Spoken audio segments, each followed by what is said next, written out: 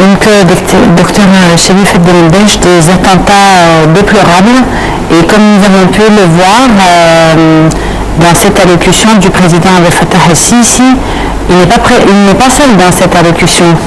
Il y a l'armée qui le Conseil suprême de France. Exactement, le Conseil suprême. Quel est le message qu'on voudrait faire passer par cela? Il y avait plusieurs messages. Le premier message, c'était que, disons, ayant le président en face et le background, c'est l'armée, c'est pour montrer que nous sommes en guerre. La différence entre le chef de l'État et l'armée n'existe plus. Ça, c'est le premier message. C'est-à-dire l'armée, le peuple égyptien, le représentant du peuple égyptien, c'est-à-dire le président de la République, il fait partie de l'armée. Ça, c'est-à-dire tout le peuple égyptien, c'est l'armée. Ça, numéro un. Vous voyez que le deuxième message, il a commencé pour, disons, absorber l'attention du peuple égyptien qui est ébranlé par les événements. Puis après ça, c'était, disons, le commandement de chef de l'armée, l'homme sérieux. Il était précis, il était fort et il était furieux en un sens, mais essayant toujours de contenir ses sentiments patriotes, je pourrais dire. Le message, c'est que officieusement, les Égyptiens, disons, ils savaient que nous étions en état de guerre. Hier, c'était officiellement, c'était la déclaration de la guerre. Nous sommes en guerre. Ce n'est pas des attentats terroristes d'ici, de là, c'est-à-dire. Non, non, non. C'est une guerre, une vraie guerre, avec tous les éléments de la guerre, c'est-à-dire, vous voyez, le camp de l'ennemi, la détermination, la synchronisation. Le service de renseignement. Alors, ça, c'est une guerre. Et c'est la vérité que le peuple égyptien, c'est-à-dire, lui, il avait le sentiment qu'on faisait face à une force organisée internationale. Ce n'était pas simplement ces bandits de la confrérie. Ils n'ont pas les capacités de faire ce ravage-là. Non, nous faisons face à une guerre préméditée, organisée, et on connaît l'ennemi. C'est ça ce que c'était la locution d'hier, déclaration d'état de guerre. Il a mentionné quand même que la lutte contre le terrorisme serait longue et difficile. Bien sûr, parce qu'il faut voir qui est votre ennemi. C'est-à-dire vous faisiez face à qui exactement. Et je suis là pour dire exactement, l'ennemi, c'est l'Amérique. Tout simplement, il n'y a plus, c'est-à-dire, oublions la diplomatie, c'est-à-dire la diplomatie, c'est l'art de révéler des choses et de faire d'autres choses. Alors que tout ça, les déclarations de je ne sais pas, Saki, le porte-parole officiel de l'ONU, exactement, je ne sais pas qui font des déclarations sentimentales, qui condamnent la violence, mais notre ennemi... Le soutien de l'Égypte dans sa lutte contre le terrorisme, le baratin de diplomatie. Mais la vérité, l'ennemi, c'est les États-Unis, l'Amérique. Pourquoi, docteur? C'est quoi l'objectif au juste? L'objectif, c'est le projet de gouvernance mondiale. C'est pas l'Égypte pour le moment, ils ont un plan, c'est-à-dire le gouvernement mondial. Le monde doit être contrôlé par un seul gouvernement, c'est l'Amérique.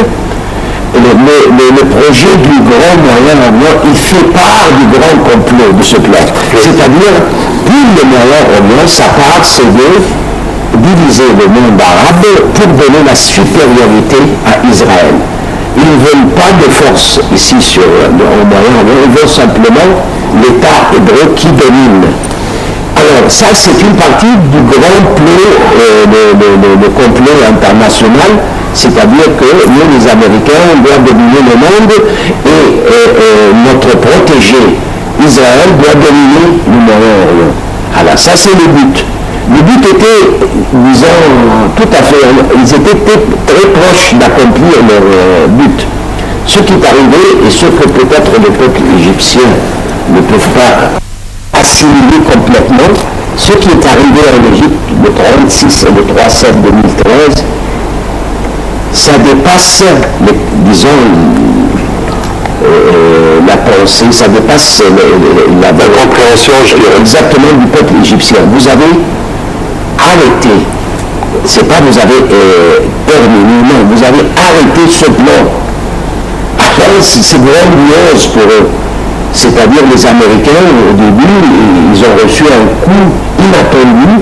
Ils étaient, disons, hors concentration pour un certain temps, mais ils n'ont pas changé de but. Ils essaient toujours de... Exactement. L'armée égyptienne, c'est la dernière armée qui existe avec l'armée algérienne. Suite à l'effondrement de l'Irak et de l'Algérie. C'est fini. Il n'existe plus que deux armées qui bloquent ce complot. C'est l'armée égyptienne et l'armée algérienne. Il ne reste que deux pays qui bloquent le grand projet. C'est la Russie et la Chine. Ça, c'est évident. Ça me rappelle quelque chose. Il y a une visite prévue dans à peu près une dizaine de jours du président russe en Égypte. Comment voyez-vous cette visite? Il n'y a pas de choix. Que l'alignement du monde arabe, de tout le monde qui est buté avec une alliance stratégique avec la Russie et la Chine, c'est le seul moyen de confronter ce complot. Les Russes, ils ont saisi ça. Les Chinois, ils ont saisi ça, mais les Chinois, ils sont calmes, parce qu'ils sont forts. De tout le monde, ils ont compris quel est le projet américain. C'est pas caché. Global Governance, c'est-à-dire Obama, il a déclaré officiellement à l'Assemblée générale des États-Unis son projet. Il a dit l'Amérique c'est votre Dieu. C'est-à-dire sous-entendu.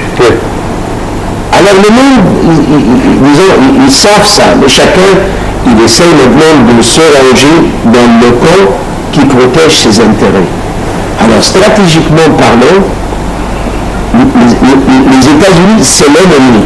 Ils ne peuvent pas être un allié stratégique, je ne sais pas, c'est du baratin diplomatique. Votre rôle aujourd'hui, c'est de s'aligner avec la Russie, la Chine et le monde arabe. Donc, docteur Chérif, maintenant on entend plusieurs appels des citoyens pour des mobilisations, pour des marches populaires. Est-ce que ces rassemblements maintenant, ils sont en faveur de l'éradication du terrorisme ou pas? C'est une expression de sentiment. Ces démarches-là, c'est une expression sentimentale qui vise à montrer notre support pour le président, pour l'armée, la police. Ça, c'est un but sentimental. Mais ce qu'on doit faire aujourd'hui, c'est d'être sérieux. Tout le monde doit remplir ses tâches. Ce n'est pas le président seul qui est responsable de tout le scénario. Le peuple a des obligations, le code juridique a des obligations, les médias, ils ont leurs obligations, l'armée a ses obligations, la police a ses obligations, le peuple normal, il a ses obligations, c'est d'être sérieux. Il faut être sérieux, prendre les choses, il ne faut pas prendre les choses à la légère. C'est-à-dire qu'il faut être responsable. Responsable chacun dans son poste. Chacun dans son poste. Si on parle de cette mobilisation du peuple pour combattre le terrorisme, il y a un appel hier sur les réseaux sociaux quand même de descendre manifester notre soutien à la guerre contre le terrorisme. Est-ce que vous pensez cette réponse, est-ce que vous pensez que ce sera, je dirais, que ça va un tout petit peu encourager la solidarité peuple et l'armée? Tout ça, ça représente un support moral, bien sûr. Quand vous avez des funérailles, les gens viennent vous donner des condoléances.